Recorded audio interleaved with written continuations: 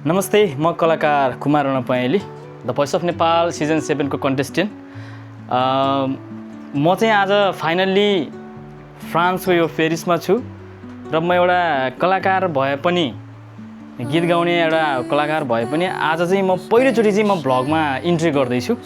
आज तपाईँहरूलाई एकदमै रमाइलो ठाउँ र तपाईँले हुन्छ नि इमेजिनै गर्न नसक्ने त्यस्तो चिजहरू त्यो ठाउँहरूमा चाहिँ हामी तपाईँलाई देखाउन गइराखेको छु मैले। Please keep watching, let's see. अब चाहिँ हामी घरबाट निस्किँदैछौँ। अब हामी मेरो साथमा अत्यन्तै राम्रो भ्लगर हाम्रो राज भाइ हुनुहुन्छ। हामी अब निस्किने तयारीमा छौँ होइन त? हजुर हजुर। अब हामी चाहिँ एकदमै आज यो एपिसोड चाहिँ तपाईँले लाइफमा छुटाउनु भयो भने चाहिँ तपाईँलाई एकदम धेरै पछुतो हुनेछ, किनभने आज हामी फ्रान्सको यो पेरिसको चाहिँ एकदमै मोस्ट इम्पोर्टेन्ट चिजहरू चाहिँ ठाउँहरू चाहिँ जुन तपाईँले इमेजिनै गर्न सक्ने त्यस्तो ठाउँहरू चाहिँ आज हामी तपाईँलाई देखाउनेछौँ। Okay guys, let's see, keep watching. हामी चाहिँ फाइनल्ली निस्क्यौँ है। अब हामी चाहिँ जाँदैछौँ। ल अब हामी चाहिँ फाइनल्ली घरबाट निस्क्यौँ। अब आजको हाम्रो घुमाइ साह्रै राम्रो हुन्छ होइन त? हजुर हजुर, आज दामी हुने होला त। ओके, नमस्ते। यो चाहिँ फ्रान्सको बस हो। यो चाहिँ यसलाई इल्देफ्रान्स, यो जति पनि यो पेरिसभरि चाहिँ यो बस कुद्छ र यो बसको लागि चाहिँ एउटा कार्ड बनाउनु पर्ने हुन्छ, यस्तो कार्ड जसलाई चाहिँ नेभीको भनिन्छ। यो कार्डको चाहिँ महिनाको तपाईँको 90 लगभग 91 युरो लाग्छ महिनाको। तपाईँको 91 युरो तिरेपछि तपाईँ महिनाभरि तपाईँ जतिचोटि तपाईँले ट्याप गऱ्यो भने जहाँ गयो भने तपाईँको फ्री हुन्छ। त्यही भएर यो बस चाहिँ अत्यन्तै राम्रो र एकदम सफा, एकदम साइलेन्ट, एकदमै डिसिप्लिनमा बस्नुपर्ने हुन्छ। यहाँको पिपलहरू पनि त्यस्तै डिसिप्लिन हुनुहुन्छ। त्यही भएर म चाहिँ आजको यो बस चाहिँ म तपाईँलाई एकदम देखाउन चाहन्छु। प्लिज हाम्रो भ्लगर हाम्रो भाइ हाम्रो यो अलिकति सर तपाईँले देखाइदिनु होला है त यो यताको बसको बारेमा। यो पछि हामी फेरि ट्राम चढ्दैछौँ। यो ट्रामको विषयमा पनि तपाईँलाई हामी देखाउने।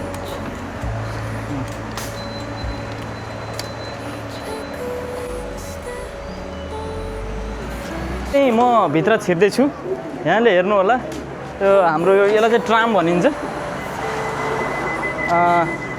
यो कार्ड छ, यो कार्ड चाहिँ तपाईँहरूले यहाँ लगेर चाहिँ यसरी छोएपछि पैसा तिरिन्छ।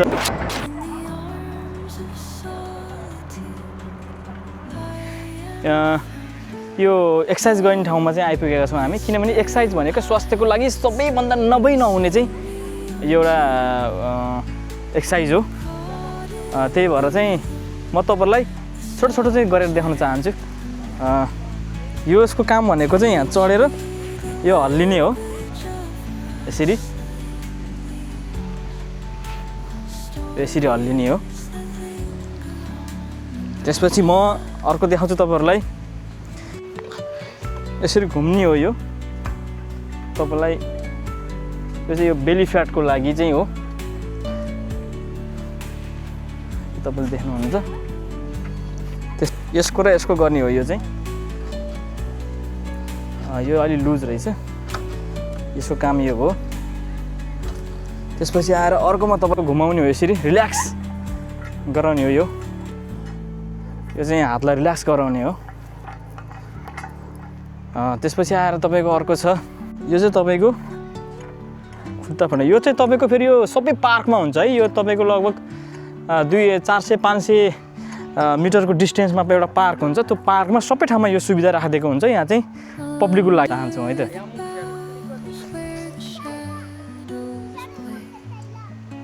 Wow, Bravo, wow wow wow.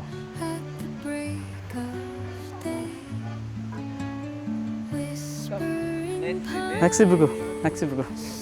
अब हामी तपाईँले देखिरहनु भएको होला, यो गोलो, यो चाहिँ पृथ्वीको यो जस्तो होइन, पृथ्वीको आकारको। यो चाहिँ तपाईँको एउटा मुभी फिल्म हल हो है। यो फिल्म हल हो। यहाँभित्र हामी तपाईँलाई गएर देखाउनेछौँ यहाँ कस्तो छ त्यहाँभित्र भन्ने कुरा चाहिँ हामी त्यहीँ गएर देखाउनेछौँ। भिडियोलाई स्किप नगरिकन हेर्नु होला। मलाई यो सारा दृश्य देखेर नेपालको एउटा अत्यन्तै मिठो कालजे गीतको याद आयो। के छ गाउँ सुनाऊ हजुर जाओस् न तपाईँको एकदम राम्रो यो स्वर सङ्गीत हाम्रो आदरणीय लेजेन्ड नातिकाजी सरसँगै रचना माधव प्रसाद घिमिरेजीको चाहिँ एकदमै मन छुने गीत चाहिँ म यहाँलाई सुनाउन चाहन्छु है त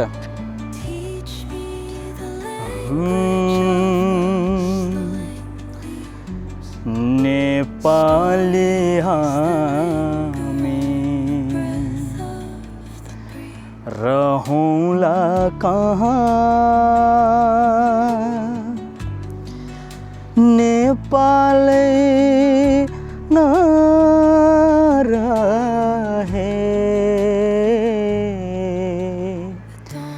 नेपालै नरहे उचाइ हाम्रो चुलिन्छ कहाँ हिमालय नरहे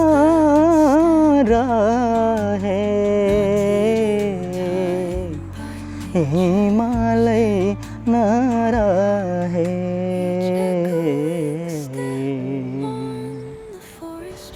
तपाईहरुलाई म एउटा कुरा भन्छु सोच विचार जोश जाँगर र मान्छेको डिसिप्लिन भन्ने कुरा चाहिँ कतिखेर देखिन्छ भने तपाईहरु हेर्न सक्नुहुन्छ पुलमा शुद्ध दुबो रोपेछ के देख्नु होला नि दुबो यो पुल हो मान्छे नै पुल हो अब यसमा तपाईको एउटा फलाम मात्रै तपाईको झुन्डाइदिया भए पनि हुन्थ्यो नि किनकि नेपालमा त एउटा फलाम मात्रै झुन्डाइन्छ नि त हैन एउटा ठडाइन्छ दुईटा फलाम चढाइन्छ पुल भयो किनकि हामीले धेरै पुल काठमाडौँमा त्यस्तै देखेका छौं हेर्नुस् त कति धेरै व्यवस्थित छ तपाईको मान्छेको खुट्टा बिज्ला कि बच्चाहरु हिँड्दाखेरि लड्यो भने काट्ला कि भनेर तपाईको यति राम्रो दुबो हाल्दिएको छ त्यही भएर देश बदल्नु छ भने पहिला सोच बदल्नु पर्छ भन्ने कुरा चाहिँ मलाई लाग्छ है सोच जबसम्म बदलिदैन तब कहिले पनि देश बदलिदैन त्यही भएर इन्जिनियर डाक्टर पाइलट सबै कन्ट्रीमा छन् पढे लेखेर सबै कन्ट्रीमा छन् तर उनीहरुको मेन भनेको के हो भने सोच बदलिनु पर्यो सोच नबदलेसम्म चाहिँ देश परिवर्तन हुँदैन भन्ने कुरा चाहिँ मलाई चाहिँ त्यस्तो लाग्छ तपाईलाई कस्तो लाग्छ कमेन्ट गर्नु होला है त बालन सरकारले हटाइराख्नु भएको छ हैन यो तपाईको हेर्नुस् यो समुद्रको पानी हो बागमती जस्तै त हो नि एकदम यो पनि एउटा शहरको बीचबाट बग्ने एउटा आर्टिफिसियल हो यो चाहिँ हाम्रो समुद्रबाट लिएर आएको नहर खोला हो यो हाम्रो त झन् आफै बग्ने यो त बनाएको यो बनाएको झन् यति सङ्लो छ यति निर्मल छ भने हाम्रो बागमती खोला चाहिँ किन त्यति मतलब हुन्छ नि त्यो नजिक त्यो किनारमा पुग्ने बित्तिकै त्यो रोडमा छेउमा पुग्ने बित्तिकै नाक थुन्न पर्ने किन भएको भने सबैभन्दा पहिलो कुरो त हामी जनता चाहिँ अलिकति व्यवस्थापनमा चाहिँ अलिकति पछाडी छौँ जिन्दगीमा बाँच्नुपर्छ धेरै कुरा देख्न पाइन्छ धेरै कुराहरू भोग्न पाइन्छ भनेर पहिलाका बुढापाकाहरूले भन्ने गर्नुहुन्थ्यो साँच्चीकै हो रहेछ हेर्नुस् त हामी कहाँको मान्छे आज कहाँ छौँ त्यो पनि पानी माथिको घरमा है पानी माथि घर बनाएको छ त्यो घर माथि हामी छौँ हेर्नुस् त संसार कहाँबाट कहाँ पुगिसक्यो तर हाम्रो नेपाल भने कोही जातवाद उही अन्धविश्वास हैन उही फोहोरी राजनीतिक सबै कुरामा चाहिँ रोमालिरहेछ के हाम्रो नेपाल चाहिँ हेर्नुस् विश्व कहाँबाट कहाँ पुगिसक्यो सिक्ने गर्नुस् के जोसँग जे छैन त्यसको विषयमा चाहिँ आफूले धेरै ठुलो कुरा गर्नुहुन्न आफूसँग छैन भने सिक्ने गर्नुपर्छ र अरूको केही चिजहरू हेरेर बुझेर पनि आफूले केही प्रगति गर्न सकिन्छ भन्ने चाहिँ मलाई लाग्छ तपाईलाई कस्तो लाग्छ भाइले प्लिज मेरो लागि एउटा सानो र्याप चाहिँ सुनाइदिनु न प्लिज हुन्छ दाइ ल जाओस् न त लेट्स गो टेन्ड्रिक अन द फ्लो यो ठाउँ हो प्यारिस यहाँसम्म आएको साउसँग 30 लाख ऋण काडी तर यस्तै रहेछ रङ्गीन सहरको दर्दनाक अर्को कालो जिन्दगानी ल भन मरेर तैँले के चाहिँ लाने लाइफमा धेरै आए खुट्टा तान्ने त्यही पनि आफ्नो लक्ष्यमा अडिक म साधारण जीवनलाई बुट्टाभरि सुट्टा हानी कोही छैन साथमा त्यसैले आफैसित मध्यरातमा गर्ने गर्छु कुराकानी पुग्नु छ मलाई त्यहाँ फेरि कसैले नझारोस् खुट्टा तानी बुझ्दै जाँदा यस्तै रहेछ यहाँको जिन्दगानी खल्तीमा पैसा छ भने यहाँ सबले बजाउने ताली छैन भने त्यही मान्छेहरू तयार हुन्छन् तँलाई दिन गाली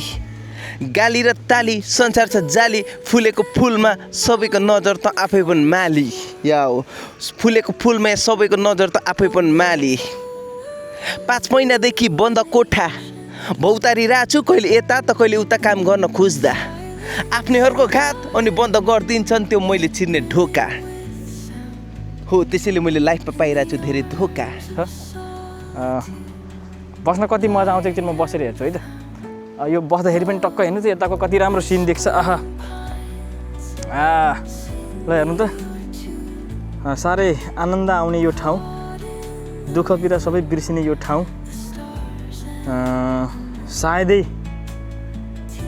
अन्त चाहिँ हुँदैन होला जस्तो लाग्छ कि मलाई हाम्रो नेपाल बाहेक नेपाल त हाम्रो स्वर्ग हो किनभने नेपालमा जस्तो हावापानी नेपालमा जस्तो तपाईँको घुम्ने ठाउँ नेपालमा जस्तो तपाईँको वातावरण नेपालको जस्तो तपाईँको मान्छे त विश्वमा सायद कुनै पनि देशमा छैन होला र पनि के गर्ने बाध्यता परदेशी जिन्दगी अब यस्तै छ तपाईँहरूलाई कस्तो लाग्यो मेरो भ्लग सबैजनाले हेरिदिनु होला माया गरिदिनु होला यो मेरो पहिलोचोटि खिचेको र मेरो लाइफकै पहिलो भ्लग हो यो सबैजनाले हेरिदिनु होला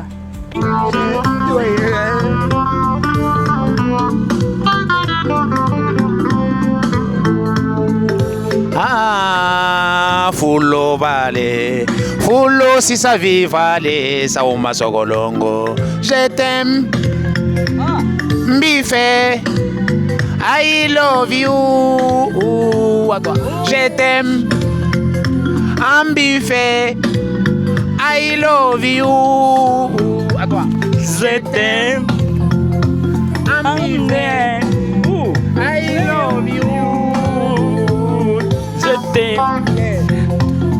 Très bien.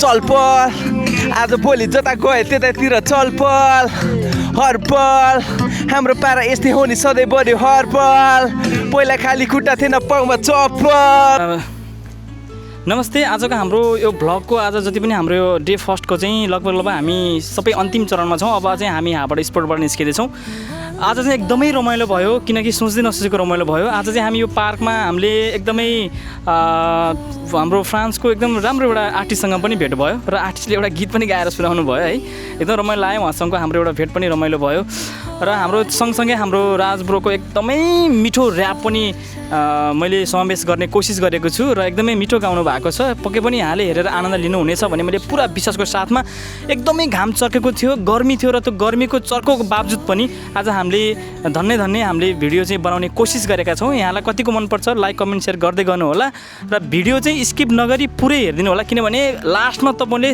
अत्यन्तै राम्रो चिजहरू यहाँले हेर्न सक्नुहुनेछ भन्दै आजको यो फर्स्ट भ्लगबाट चाहिँ किनकि यो पहिलो मेरो फर्स्ट भ्लग भएको हिसाबले पनि यहाँहरूले जस्तो भए पनि राम्रोसँग हेरेर लाइक कमेन्ट र सेयर गरिदिनुहुन्छ भन्ने मैले पूर्ण आशावादी रहँदै आजको भ्लगबाट चाहिँ हामी बिदा हुन चाहन्छौँ जय नेपाल।